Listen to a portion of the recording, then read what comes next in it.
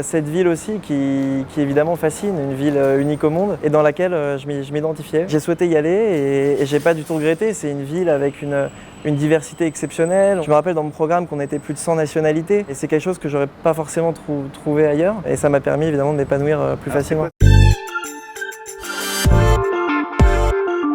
Nathanaël Botbot, bonjour. Bonjour, merci de me recevoir. Merci d'être venu nous parler de ta vie ici à Jérusalem, de ton alia. Tu es depuis déjà 6 ans en Israël, à Jérusalem. Et en fait, ton alia, c'était pas quelque chose d'assez assez évident. C'est ça, c'est en fait moi de base. Initialement, je devais vraiment rester en France. J'étais inscrit dans les différentes prépas HEC je voulais faire à l'époque. Et vraiment sur un coup de tête, avec des amis, on s'est encouragés ensemble et on est parti. On a évidemment, grâce à Dieu, été aussi encouragés par nos parents, ce qui a évidemment facilité la décision. Et puis nous sommes partis à Jérusalem. Tu as fait le parcours, on va dire, école juive. Je ne sais pas si tu as été dans les mouvements de jeunesse aussi, et pourtant, Israël, c'était pas quelque chose en première position. Pas forcément, parce que ça, même si évidemment on enseigne le Kodesh à l'école et qu'on avait également aussi de l'histoire juive, donc évidemment qu'on s'identifie à ce pays-là, mais ça reste très inconnu. Et évidemment, c'est surtout à 17 ans, on a parfois peur de sauter dans l'inconnu, de quitter ce cocon qui est le nôtre et dans lequel on subsiste depuis 17-18 ans. Et on a également des échos qui sont parfois pas forcément favorables. Donc étant donné qu'on n'a pas forcément les moyens, ou du moins je pensais effectivement que je n'avais pas les moyens de vérifier ce qu'était vraiment Israël, donc c'était effectivement une décision au début peu évidente. Alors avec une bande de copains, tu décides de venir en Israël. Jérusalem, c'était ton premier choix ? Toujours. Ouais. C'est de par la qualité du programme dans lequel j'allais, c'était la Mechina de l'université de Jérusalem. Et puis cette ville aussi qui évidemment fascine, une ville unique au monde et dans laquelle je m'identifiais et j'ai souhaité y aller et j'ai pas du tout regretté. C'est une ville avec une diversité exceptionnelle. Je me rappelle dans mon programme qu'on était plus de 100 nationalités et c'est quelque chose que j'aurais pas forcément trouvé ailleurs. Et ça m'a permis évidemment de m'épanouir plus facilement. C'est quoi cette année de Mechina à l'université de Jérusalem? C'est une année de préparation en fait? C'est ça, c'est une année où on apprend l'hébreu, parce que je parlais extrêmement peu l'hébreu, même si j'étais dans une école juive, je parlais peu l'hébreu. Et ça nous permet aussi d'apprendre des matières qui seront par la suite enseignées à l'université. Et surtout, j'insiste dessus, mais d'être dans un cadre, ce qui est important quand on saute comme ça dans l'inconnu. Donc une année de Mechina, une année de préparation, et après tu te lances dans l'armée.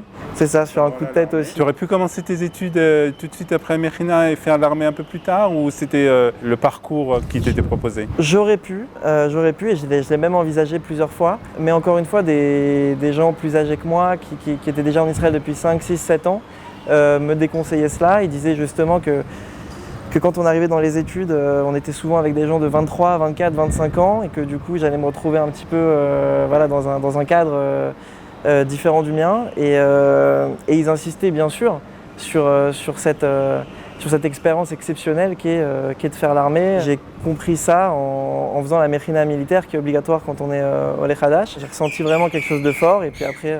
Alors tu t'enrôles dans l'armée, dans quel corps? Dans le corps des blindés. J'étais tankiste à l'armée et pendant 1 an et demi. Et mon rôle, c'était de conduire le tank. J'étais conducteur de tank.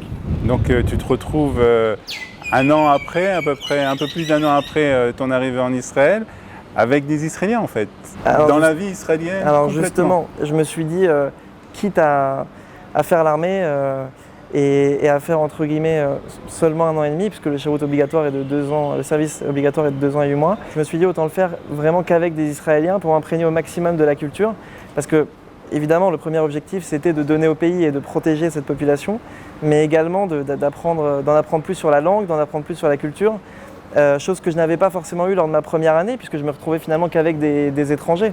Alors certes, des Américains, des gens du Panama, etc., mais aucun Israélien. Donc je ressentais le besoin, après 1 an dans ce pays-là, évidemment, de maîtriser la langue et la culture. Et je n'ai pas été déçu, j'ai été effectivement le seul Français. C'était pas trop dur de se retrouver comme ça, le seul Français au Lechadash, avec ton accent français. Fort accent français au début. En plein milieu des Israéliens.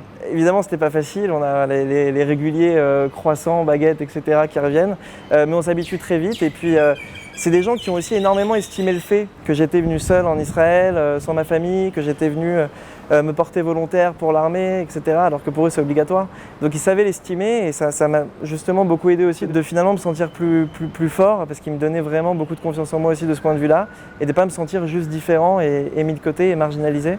Donc ça, c'était important. Et puis, évidemment, une expérience exceptionnelle qui nous fait évoluer sur tous les plans. Après cette expérience dans l'armée israélienne, tu décides d'abord de rester en Israël, ce qui est une décision aussi importante, et puis tu décides de faire tes études.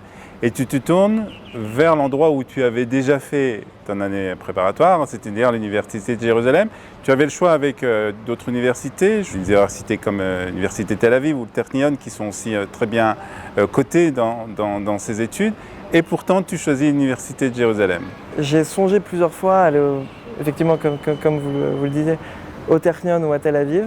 J'ai visité le campus de Tel Aviv, je me suis très peu identifié à l'ambiance locale, je dirais, en tant que religieux, en tant que sioniste, etc. Le Technion, effectivement, une école très prestigieuse, mais à Haïfa, donc c'était pour moi évidemment l'endroit était également important, et puis Jérusalem qui fait partie aussi évidemment des top universités, qui permettait de rester dans ma ville de cœur, à savoir Jérusalem, et décision évidemment que je n'ai pas regrettée. Et le campus est à Givat-Ram, donc ça m'a permis de découvrir un autre campus, parce que j'étais à Arad Sofim lors de ma première année en Israël, un campus absolument magnifique. Alors comment se passe la vie estudiantine à Jérusalem pour un jeune Français, même s'il a fait l'armée, qui reste encore entre guillemets au Oleh Hadash? Étonnamment, j'ai découvert vraiment Jérusalem lors de ma vie post-armée. C'est une ville en fait qui ne cesse de révéler encore ses secrets, etc. Et je me rappelle qu'au bout de 1 mois ou 2 mois, quand j'étais arrivé à Jérusalem, je me disais que j'avais fait le tour de tout, j'avais fait Bani Yehuda, j'avais fait le Kotel. Je me suis dit, bon, voilà, j'avais fait le chouk, je me suis dit, bon, on a fait le tour. Et en fait, ça fait 3 ans depuis que j'ai commencé mes études, et ça fait 3 ans que je sors quasiment tous les soirs et que je découvre de nouveaux endroits. C'est une ville qui ne cesse de se réinventer. Et puis c'est également important de souligner, mais il y a énormément de choses aussi qui sont faites dans cette ville pour les étudiants. Beaucoup de réductions quand on va dans des restaurants, etc., ce qui n'est pas forcément le cas dans d'autres villes. Et puis il y a une vie étudiante absolument exceptionnelle à Jérusalem. C'est une ville où il y a, je crois, j'avais vu plus de 15-20 établissements académiques. Donc évidemment, ça en fait des étudiants et on ne s'ennuie jamais. Alors parallèlement, tu t'ennuies pas beaucoup d'ailleurs, parce que parallèlement à tes études, tu fais beaucoup de choses. Et une des choses aussi, c'est que tu es très impliqué dans un projet, on va dire communautaire, dans le quartier de Pisgat Ze'ev. C'est ça, c'est dans le cadre d'une bourse que je fais actuellement, qui est sur Jérusalem, Manhigut Olim, c'est le nom de la bourse, qui est développée avec le ministère de l'Alia et de l'Intégration et qui vise justement à développer le quartier de Pisgat Ze'ev. C'est un quartier qui est finalement assez méconnu des Français, c'est pourtant le plus grand quartier de Jérusalem, je crois qu'il y a plus de 50 000 habitants. On vise justement voilà, à le faire plus connaître, et notamment aux francophones, puisqu'il y a déjà une vie francophone assez bien établie là-bas, et puis c'est franchement à connaître. Il y a beaucoup de restaurants, il y a un théâtre, il y a de grands parcs. C'est vraiment une très très belle ville, très moderne. Donc tu es impliqué dans ce projet pour justement faire connaître le quartier de Pisgat Ze'ev.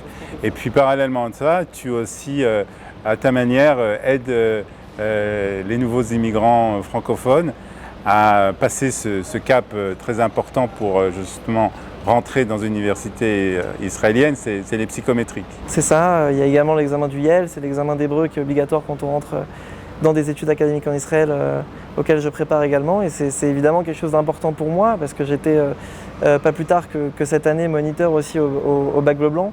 Donc il y a plus de 1200 élèves de terminale qui viennent de France en Israël pendant une semaine. Et donc j'étais moniteur du groupe Maroc en plus. Et en plus d'une expérience extrêmement enrichissante, ça m'a permis de voir qu'effectivement les jeunes avaient de moins en moins envie de faire l'Alia. Par exemple, je vois rien que le cas de mon frère, on était dans la même école, on devait être une vingtaine dans ma promotion à venir en Israël. Dans sa promotion 2 ans plus tard, ils étaient 2 ou 3. Donc il y a vraiment une descente et j'aime bien, par curiosité, comprendre les choses. Et en fait, en leur parlant, etc., je me suis rendu compte que c'est notamment les psychométriques qui leur faisaient une grande peur Et il se disait finalement, à quoi bon venir si je ne pourrais pas avoir forcément la carrière que je veux et m'épanouir aussi de ce point de vue-là, ce qui est important. Et c'est donc à la suite de ça que j'ai décidé de prendre un petit peu le taureau par les cornes et de me lancer là-dedans, dans cette aventure assez incroyable. Et aujourd'hui, voilà, on a plus d'une quinzaine de jeunes avec nous qu'on fait évoluer. Et voilà, si tu veux, j'espère que ça va continuer. Alors, on dit toujours que c'est Tel Aviv qui est la ville qui ne dort jamais, mais à t'entendre, on dirait que c'est à Jérusalem qu'on ne dort pas beaucoup en fait. Le peu de fois que je vais à Tel Aviv, je m'ennuie même à côté. C'est une ville effectivement qui ne dort pas, dans laquelle je ne m'ennuie jamais. Je découvre constamment des nouveaux endroits. J'habite à côté du chouk, donc Machane Yehuda. Il y a constamment des nouveaux stands, des nouveaux restaurants qui ouvrent là-bas, etc. Donc il ne se passe pas une semaine sans que j'ai entre guillemets le même chouk en face de moi.